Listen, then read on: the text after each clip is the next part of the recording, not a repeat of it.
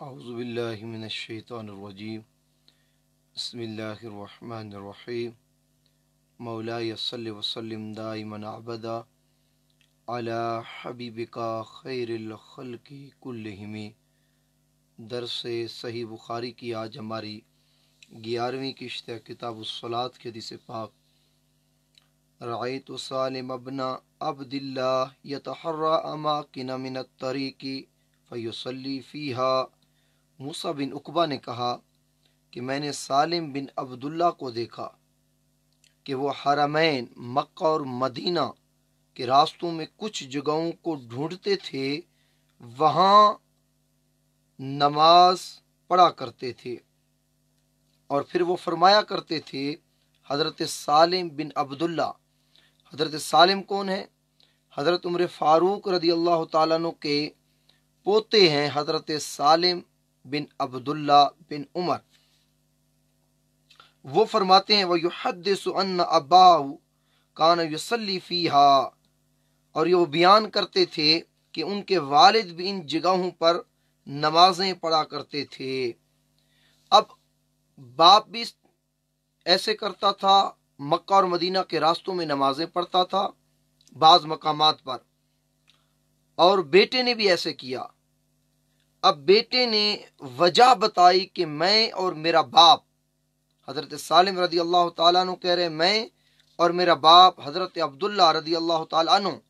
یہ کیوں کیا کرتے تھے؟ وہ فرماتے اس لیے وَأَنَّهُ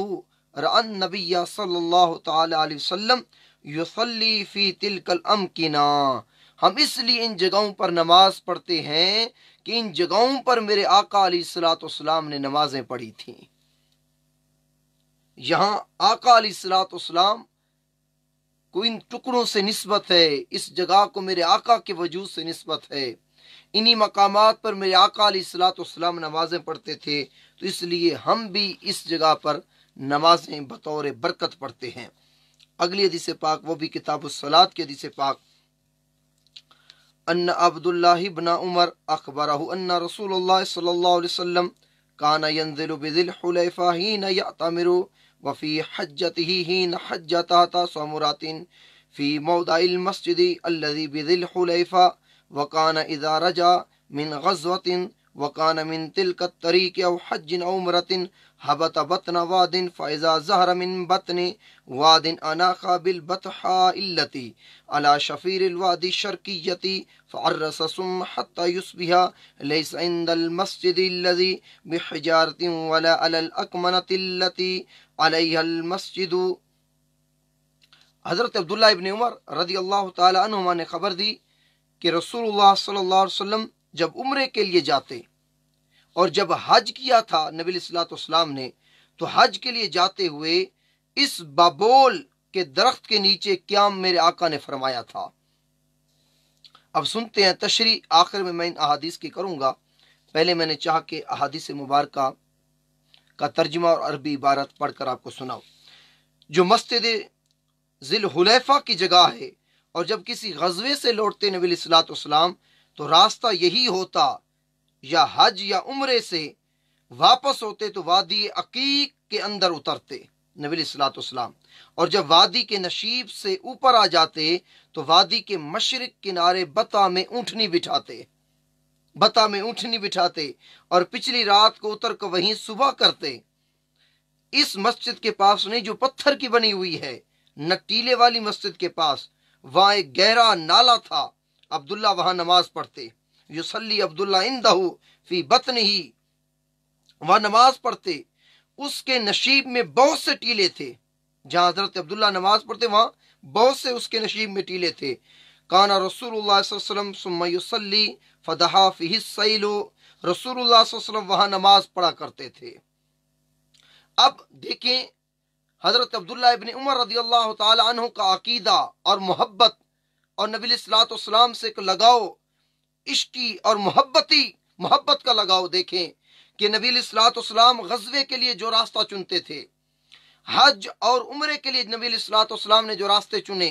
اور جن مقامات پر میرے آقا علیہ الصلوۃ والسلام ٹھہرے، جہاں راتیں گزاریں، حتیٰ کہ نبی علیہ الصلوۃ والسلام نے جہاں نمازیں پڑھیں، اور اس سے بھی باریکی بات، جہاں میرے آقا علیہ الصلوۃ والسلام اپنی اونٹنی کو بٹھایا کرتے تھے، حضرت عبداللہ ابن عمر رضی اللہ تعالیٰ عنہما نے ان تمام مقامات کو یاد کر لیا تھا،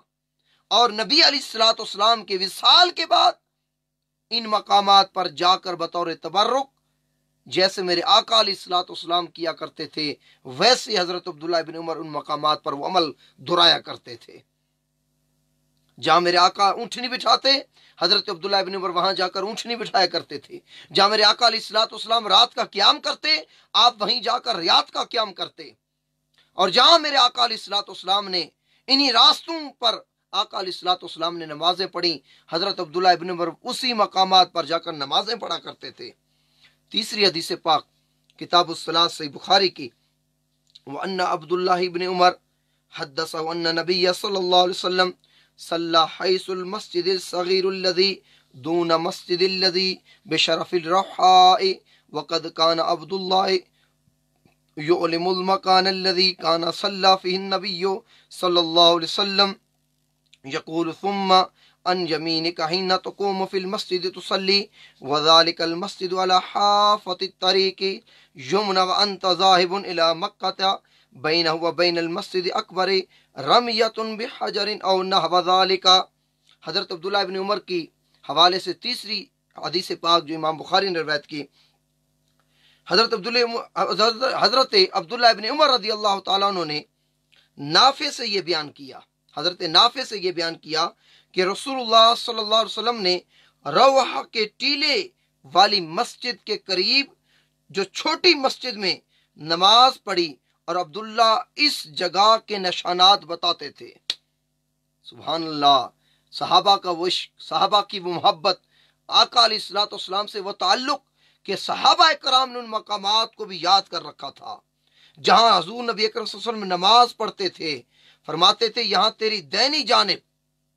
جب تو مسجد میں نماز پڑھنے کے لیے کھڑا ہو، اور یہ مسجد راستے کے دائنے کنارے ہے، جب تم مکہ جائے اس میں اور بڑی مسجد میں پتھر پھینکنے کا یا اس سے قریب قریب فاصلہ ہے۔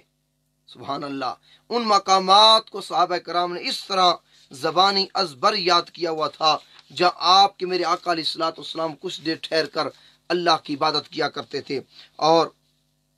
اگلی حدیث پاک کتاب الصلاۃ کی، وہ بھی حضرت عبداللہ ابن عمر رضی اللہ تعالیٰ عنہ کے حوالے سے، جب کعبے کے اندر جاتے حضرت عبداللہ ابن عمر رضی اللہ تعالیٰ عنہ، اب یہ بڑی توجہ والی، تو سامنے سیدھے چلتے جاتے، دروازے سے داخل ہوتے تو سیدھا چلتے جاتے، اور دروازہ اپنی پیٹھ پر کر لیتے، یعنی اتنا آگے چلے جاتے کہ بیت اللہ کا دروازہ، جب آپ بیت اللہ کے اندر داخل ہوتے تھے تو بیت اللہ کا دروازہ آپ کی اپنی پیٹھ پر کر لیتے تھے، یعنی آپ کی پیٹھ کے پیچھے آ جاتا تھا۔ اسی طرح اور آگے بڑھتے رہتے تھے، اور آگے بڑھتے رہتے، یہاں تک کہ جب سامنے والی دیوار اور ان میں 3 ہاتھ کا فاصلہ رہ جاتا۔ سبحان اللہ، صحابہ تمہارے مقدر پر، تمہارے عشق پر، آقا علیہ الصلوۃ والسلام سے جو تمہارا لگاؤ تھا، جو تمہارا تعلق تھا، ہمارا سب کچھ اس تعلق پر قربان۔ ذرا اس حدیث پر غور تو کرے میرے دوستو، کیسی محبت والی حدیث پاک۔ حضرت عبداللہ ابن عمر رضی اللہ تعالیٰ عنہ جب کعبے کے اندر داخل ہوتے تو سیدھا چلتے رہتے، کعبے کا دروازہ اپنی پیٹھ کے پیچھے کر لیتے، اور مزید آگے بڑھتے رہتے، یہاں تک کہ کعبہ کی دیوار حضرت عبداللہ ابن عمر کے درمیان 3 ہاتھ کا فاصلہ رہ جاتا، 3 ہاتھ کا فاصلہ رہ جاتا، تو نماز وہاں بالقصد ارادہ کر کے حضرت عبداللہ ابن عمر وہاں نماز پڑھتے تھے۔ اور انہیں حضرت بلال نے یہ بتایا تھا، حضرت عبداللہ ابن عمر کو حضرت بلال نے یہ بتایا تھا، کسی مقام پر تاجدار کائنات صلی اللہ علیہ وسلم جب مکہ کے اندر داخل ہوئی، اسی مقام پر میرے آقا نے نماز پڑھی تھی۔ اور حضرت عبداللہ ابن عمر بعد میں فرماتے تھے تمہارا جہاں جی چاہے تم نماز پڑھ لو، جس گوشے میں جی چاہے نماز پڑھ لو، لیکن میں اسی مقام پر نماز پڑھوں گا بیت اللہ کے اندر بھی، کیونکہ اس مقام اور اس ٹکڑے کو ہے تو اللہ کا گھر۔ سبحان اللہ، आप देखें तो सही, खाना काबा के अंदर ठहरे हैं हजरत अब्दुल्ला इब्न उमर, बैतुल्लाह के अंदर ठहरे हैं, और बैतुल्लाह के अंदर भी उस जमीन के टुकड़े को तलाश कर रहे हैं जिस टुकड़े को मुस्तफा के कदमों से निस्बत है। जहां मेरे आका के कदम लगे, जहां मेरे आका थोड़ी देर ठहरे, अल्लाह की इबादत की, अल्लाह की इबादत में मसरूफ हुए, सर पर सजूद हुए, हजरत अब्दुल्ला इब्न उमर खाना काबा के अंदर, बैतुल्लाह के अंदर भी उस टुकड़े को तलाश करके वहीं रब्बे कायनात की नमाज अदा किया करते थे, रब्बे कायनात की नमाज अदा किया करते थे। इतनी आका अलैहिस्सलाम की जिस्म अक़दस से, आपकी निस्बत वाली चीजों से हजरत अब्दुल्ला इब्न उमर रदियल्लाहु ताला अन्हुमा और दीगर सहाबा करम मोहब्बत किया करते थे। अब बड़ी सोचने वाली बात, ये जो 3-4 अहादीस मुबारका सही बुखारी से मैंने आपके सामने पढ़ी, जहां ये निचोड़ निकलता है कि मक्का मदीना के तमाम रास्तों में हजरत अब्दुल्ला बिन उमर रदियल्लाहु ताला अन्हुमा और उनके बेटे हजरत सालिम बिन अब्दुल्ला रदियल्लाहु ताला अन्हुमा उन मकामात पर जाकर नमाजें बिल कसद बिल इरादा करके उन जगहों पर जाकर नमाज पढ़ते थे। अब मेरा सवाल ये है मेरे सुनने वालों से कि मस्जिद नबी में 50,000 नमाजों का सवाब मिलता है कि नहीं मिलता? खाना काबा में 1 लाख नमाज का सवाब, और मस्जिद नबी में 50,000 नमाजों का सवाब, एक नमाज 50,000 नमाजों का सवाब मिलता है। लेकिन हजरत अब्दुल्ला बिन उमर, हजरत सालिम बिन अब्दुल्ला रदियल्लाहु ताला अन्हुमा मस्जिद नबी से निकलकर मदीना के उन रास्तों पर जाते, उन जमीन के टुकड़ों को तलाश करते जिनको मुस्तफा के साथ निस्बत होती थी। कोई उनसे पूछे, सवाब ज्यादा तो मस्जिद नबी के अंदर है नमाज पढ़ने का, जहां एक नमाज का सवाब 50,000 नमाजों के बराबर मिलता है, तुम मस्जिद नबी को छोड़कर मदीना के रास्तों में जाकर उन टुकड़ों पर जाकर नमाज पढ़ते हो। तो उन्होंने ये जवाब दिया, गुलाम मुहाला मेरा ईमान कहता है, उन्होंने कहा होगा, हम सवाब के पीछे नहीं फिरते, हम महबूब के नक्शे पाक के पीछे फिरते हैं। हम सवाब के तलबगार नहीं, मुस्तफा के नक्शे पाक की तलाश में फिरते हैं। हम उस टुकड़े को तलाश करते हैं जहां नबी अलैहिस्सलाम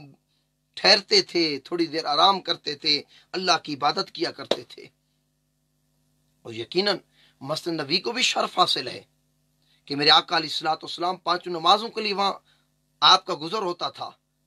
आका अलैहिस्सलाम वहां अक्सर औकात अपना वक़्त गुजारते। मस्जिद नबी को ही मकाम और मर्तबा हासिल है, लेकिन हजरत सालिम, हजरत अब्दुल्ला रज़ियल्लाहु ताला अन्हु आने वाली उम्मत को ये बता रहे थे, हम फकत मस्जिद नबी का अदब ही नहीं करते थे, बल्कि मक्का मदीना के जिन जिन रास्तों को, जिन जिन टुकड़ों को, जिस जिन मकामात को मेरे आका के कदमों से निस्बत हो गई है, हम उन्हीं जगहों पर तबर्रुक हासिल करने के लिए इरादा करके सफर करके वहां जाकर नमाज भी पढ़ते हैं, तबर्रुक भी हासिल करते हैं।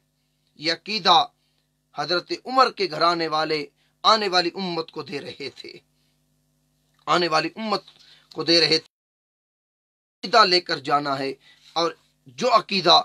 सहाबा कराम का था, ये अकीदा मोहब्बत वाला अकीदा है, इश्क वाला अकीदा है। और अगली हदीस पाक, किताबुस सलात की हदीस पाक, हजरत साइब बिन यजीद रज़ियल्लाहु ताला अन्हु ने कहा, क़ाल कुन्तु क़ाइमन फ़िल मस्जिद फ़हसबनी रजुलन फ़नज़रतु इलैहि फ़इज़ा उमर इब्नुल ख़त्ताब रज़ियल्लाहु ताला अन्हु। तो दोस्तों,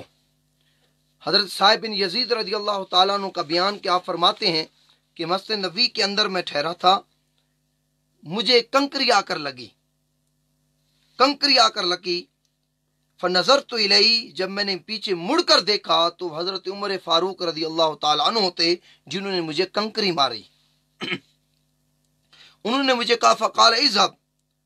फ़ातिनी बिहाज़ैन, जाओ वो 2 शख्स जो बातें कर रहे हैं उनको मेरे पास बुला कर लाओ। मैं उनको बुला कर लाया। हजरत उमर फारूक ने उनसे सवाल किया, तुम कौन हो, कहां से आए हो, किस कबीले से हो? काला मिन अहल ताइफ, हम ताइफ के रहने वाले। उन्होंने कहा, قال لو کنتما من اہل البلد،